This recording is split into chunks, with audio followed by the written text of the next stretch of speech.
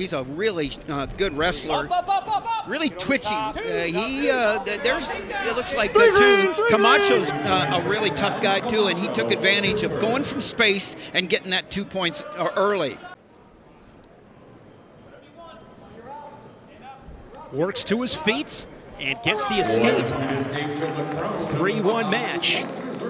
He wants to get that inside tie, control the inside tie, but then he likes to go from space. And he does there. A nice job of that single again. Cuts across, gets another 2 points. Really great start for Camacho. Second takedown in the first 60 seconds. Rolls, but Camacho doing a really nice job because he's not just staying on his feet, he's trying to get that riding time, but there's what we were talking about. And when McCrone gets going now, you never count him out. And so that was huge in the first period to get two and a ride out to take the riding time down. Good action here in this first period. Gets a little bit high, but good recovery there by the Buckeye. Yeah, there'll be a count here.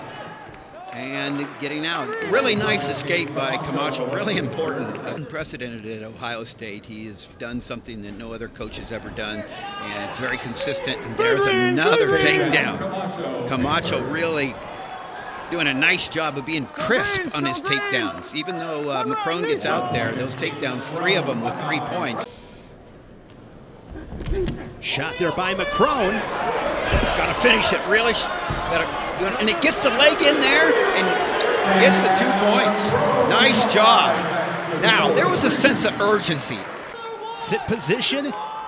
Really doing a nice job. Yeah, really important ride here for Camacho because he's putting that riding time in a situation that will be tough to overcome for McCrone. McCrone needs to get that takedown. 10-8 match. Ohio State has won 33 consecutive matches in dual meets. Good defense there from Camacho. Really nice job. He turned his defense into offense, Camacho did. 30 seconds away from taking his season record above the 500 mark. It'll be back-to-back wins over Big Ten foes for Camacho.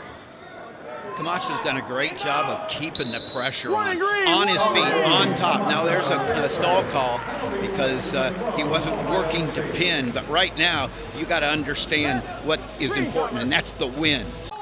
Really impressive win for Colton Camacho in Pitt to begin the afternoon. With the riding time point, 14-9 decision for Colton Camacho as he improves to 5-2 in dual meets for Keith Gavin and the Pitt Panthers. Good start. Pittsburgh leads it 3-0. I'm assuming that has got to be tops on your playlist. Yeah, along with Ruby Don't Take Your Love to Town by Kenny Rogers, you know. What a great song. And there is a stall warning on Santaniello, and darting in with a single leg attack is the Buckeye Bouzakis. Right here he needs to come up to his feet, just like he did. Face off, kick down, get the 2, nice job. Now that's a turnaround for Bouzakis. They might not be as flashy as up in the air and down, but did a nice job of finishing on that. Really important for Nick. Santaniello gets the escape. The Panther on the board, now trailing it by 2. And great respect between the two head coaches, Tom Wright and Keith Gavin. Keith Gavin was actually a member at the Ohio Regional Training Center. When he made the world team, he was part of the Regional Training Center at Ohio, and they had several on that world team that were training right there in Columbus. And with that in mind, it's a big turnaround from being down 6-1 after the first. It's what I'm talking about, and he has that all day long right there. Bouzakis, if he's not going to score, he can score. Obviously really important for Bouzakis to come out with urgency right here. Controls hands. Santaniello says, because of what you said, hey. Puts on his hat that is in remembrance of his late brother. Hitting that Cavelli Center crowd fired up. Sometimes you just got to suck it up, and this is what Bouzakis is doing right now. A nice workman-like win against a guy that beat him 11-4 a few weeks ago. 8 straight victories for Nick Bouzakis. He was an All-American last year at 133, and this should be fun, TJ. Put on your seatbelt. Yeah, speaking of smiles, it's not what you're going to get out of Mendez. He's not a smiler. Assistant coaches are in developing the styles of each of his wrestlers at the various weights, you know. Jaggers and Jordan and all of them, and the impact they have. Look at how he's pressuring, got that arm bar, working, not going to get a stall called on him. He can give up that. 18 seconds now. He's got that riding time locked up, so he's up by 1 with 10 seconds. Good awareness on the edge, but here's Cole Mathews. Cole Mathews trying to put a takedown on the board and steal this one late, and he's got the takedown. Cole Mathews is going to steal this one 4-1. Mendez can't believe it. And you're talking about a steal.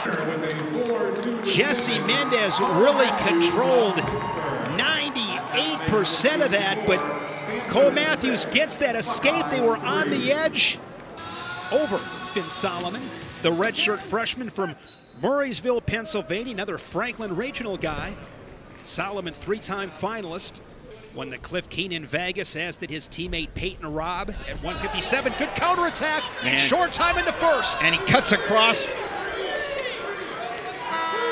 And they give him the 3 takedown. Wow. And again, just coming off the same. Win those time frames, you're going to find yourself getting your arm raised a lot against really good guys. D'Amelio anticipating that roll, but Solomon stays right with it, and not just an escape, but a reversal. Yeah, these pit wrestlers came to wrestle, didn't they? There's going to be a lot of grit need to be shown, and so D'Amelio knows that. And great work off an underhook from D'Amelio to get to a single leg, a back trip. He needs to finish right here, and he does. Nice job of cutting across, driving into the hips. Good job of being relentless there by D'Amelio. You hear that count on the drop down. If it gets to 5, it's a stall call. Like a dog on a bone, D'Amelio stays right with him. Continuing to build his riding time, and now the escape is awarded to the Panther. Like he says, he's going to have to win 2. Oh, nice Merkel attempt right there. A little slide by. I thought he was going to throw his foot in, and I think that's 2 points. Going to be 3 points. 3 points, yeah. D'Amelio looking to make the turn. Nice job there, hiding his ankles and coming around. Knows what he's got to do. Push him away now. You don't want to have him drop on the legs there. Nice job. But Solomon wisely bailing out of that position.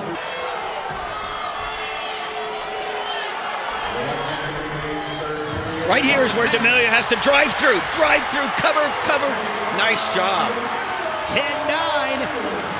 Now he's got to push cut him again. Got to cut him. Now, you know, still enough time for stall calls to come in here. There should be right there. Nice re-attack by Solomon. Crowd is into this one here at 149. D'Amelio trailing it by 1. Riding time and on factor. 30 seconds. Here's D'Amelio on a single leg. Got to know where he's at now. Finish on the mat. He gets to 2 points. 3 points. Final seconds still in D'Amelio. The 5th-ranked 149-pounder. That's what the Cavelli Center crowd to its feet. Executing in the 3rd period when he was tired.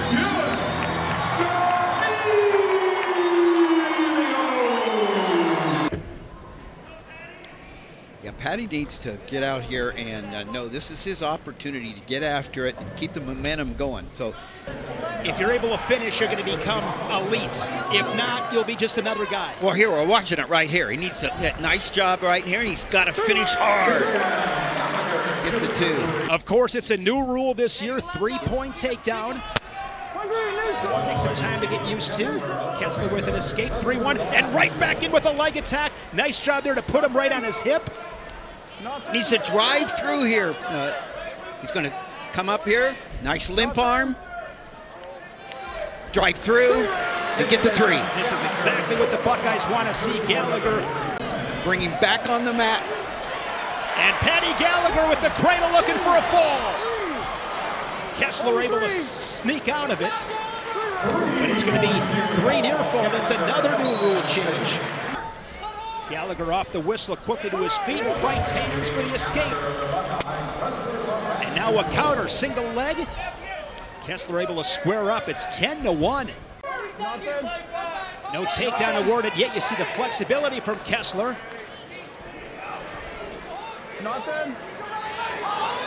Final 10 seconds. Squaring it up now, drives through and gets the three-point takedown. Nice job by Gallagher. Nice double. Straight on double here from Gallagher. Driving through for the three. Racking it up. 1 point away. He'll look for a tech fall. Oh, nice duck. No time. And it will be a major decision with the riding time point. Gallagher 17-3. His 12th bonus point victory of the season as he improves to 14-3. It's a major decision. 4 points on the team scoreboard and the Ohio State column. He's going up against a guy, Holden Heller, who has had a great start to the year and is certainly favored in this match. Heller coming off an 11-10 win over Chris Moore. And that's what happened. Wilcox's win at Virginia Tech was huge. Dropping in on a single leg, does a good job to clear that right arm. No takedown yet. He's got the hands locked. And now the three takedown is awarded to the Panther. Heller leads it. Talked about it at the intermission with Rutgers, over 5,000 fans there on Friday night. Here's a scramble situation. Yeah, and Heller's really good here. He's good in the scramble. Was a 4-time Illinois State qualifier, 3-time placer. And began his career at Hofstra before coming to Pitt. He and his brother, who's in the lineup as well, at 184. 1 green, neutral. Those quick escapes, so big. No, and that's the only thing saving him. He's got to keep his head there because Heller's really good at cutting through, cornered, and got the 3 points. Our 2 point is the 3-point takedown awarded. It comes inside of 5 seconds. Wow. Sniffing bonus points here in this dual meets. This is why it's a fight for Wilcox. Yes. You know, this is where you have to fight because Ohio State just got those bonus points at 157. He's got some. And he's able to drive through. And he should score here, but no takedown yet. Wilcox continues to fight. And that's 3 points. A ride out and the major, and Pitt's right back in it. So Holden, Heller, and the Panthers are able to answer at 165. Wilcox did all he could to escape a good fight by the Buckeye, but Holden Heller remains undefeated, now 7-0 on the season, and the major decision ties this one up at 10 apiece. Olentangy Liberty High School hails from Powell, Ohio. We are underway at 174.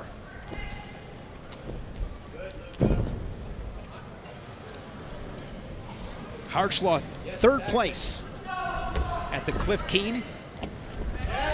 Nice job by Augustine going in there on the re-attack. Low, cut, Kharchla, flat-footed. Who's 5-1, all dual meet action. Last week fell to Edmund Ruth of Illinois, 11-5. Cut the corner, Pops peek his head out. Yep, cut across, cast over, really nice job, scoop the leg, and he gets the 3 points. Phenomenal technique there from Kharchla to take his first lead of this match, 4-3. To beaten DeVos in the semis, he almost had the takedown at the end. 4-4 match. He beat Travis Whitlake, who's now at Oregon State, to take 3rd place. Kharchla was 3rd at the Big Tens in Ann Arbor last March as Augustine cranks up another hook, but once again, Kharchla with that peek out, level change. Can he score in the final 10 seconds? That's really, really nice because he kept Augustine from cutting the corner. Good mat return there from the Panther. Well done. Escape Ohio State's.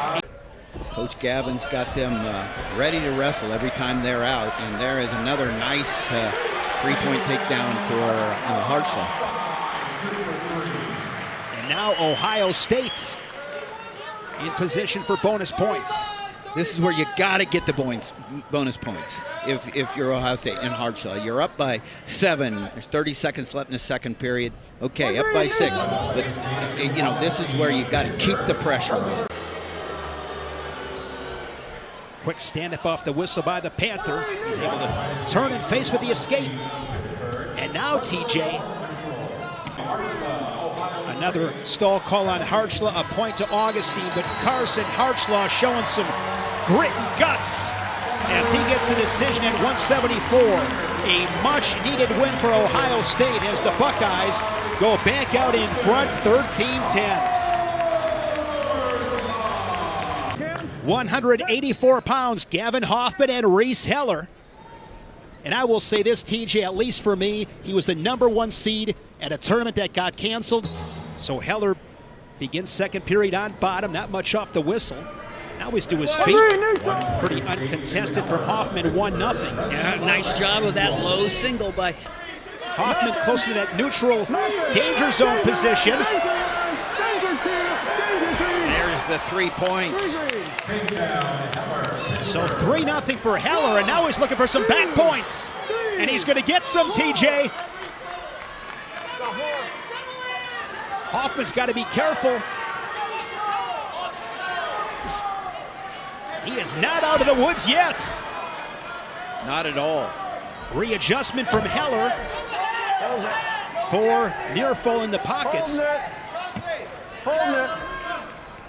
And after a scoreless first period, And he took advantage of it. transition wrestling. Yes. It's a great time to put somebody on their back. A lot of times slightly out of position after giving up a takedown. You got to be, as you said it, you got to be thinking big picture. And does he need this? Is Heller able to roll him through, and again has him flats.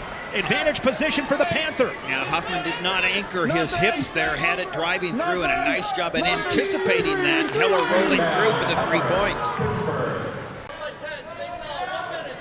Heller ranked 20th in the country. Hoffman ranked 12th. Hoffman in his 7th season. And Reece Heller with the riding time point. A 12-2 major decision. The seesaw affair continues, and back out in front go the Panthers. Yeah, the Heller brothers have had a nice afternoon. Holden and Reece, a couple of big wins here for the Panthers.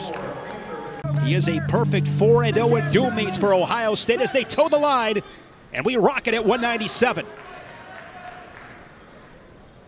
A notable, monumental dual meet victory in the process of building this to that top tier. And right here, Stout dropped in. He found the opening and he dropped in, pulled the trigger, and got the 3-point takedown inside 20 seconds. Still controlled by Geog. Neutral. And now the escape. I like what Stout did there, setting up, getting to his tie with that 2-on-1. You know, what he did on the last takedown, he did a really nice job of... Final 15 seconds. Stout can give up another stall call. Geog goes for a head throw defended by Stout. That'll make it 7-1, and Pittsburgh gets a huge win at 197 pounds. They extend their lead. They now lead it 17-13. Be a legend forever. I've really been impressed with Pitzer. I mean, a couple of wins over like Neville's, who wrestled him for Maryland now, and Luffman from Illinois. Out of Mount Pleasant, Pennsylvania, Mount Pleasant Area High School, won 3 state titles, did not win it as a sophomore because he had a knee injury that cost him the entire season. On January 5th, 8 p.m. Eastern Time, we'll have it here on the Big Ten Network against Cornell. But first they'll go to the Journeyman Collegiate Duels where they'll face Northern Iowa Lockhaven. Do this. Absolutely. We can do this, and you know the air went out of the balloon a little bit when you know your stud goes down after he was wrestling tactically, who likes to keep it close. In a dual meet, you can never put it on one guy. There are all kinds of different scenarios that could have played out, but from a pure momentum standpoint, as you said, when Mathews won, that bench in that corner is thinking, we can win this dual meet. Yeah. Second period, 1 minute.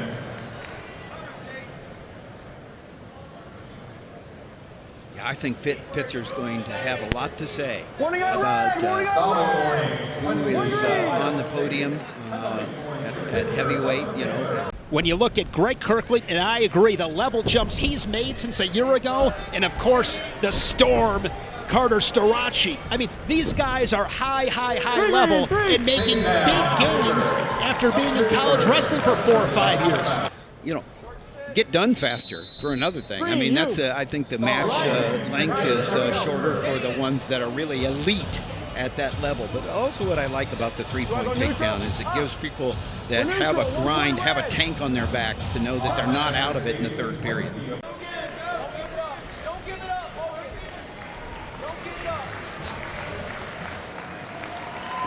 Major decision for the 8th ranked heavyweight in the nation, Dayton Pitzer.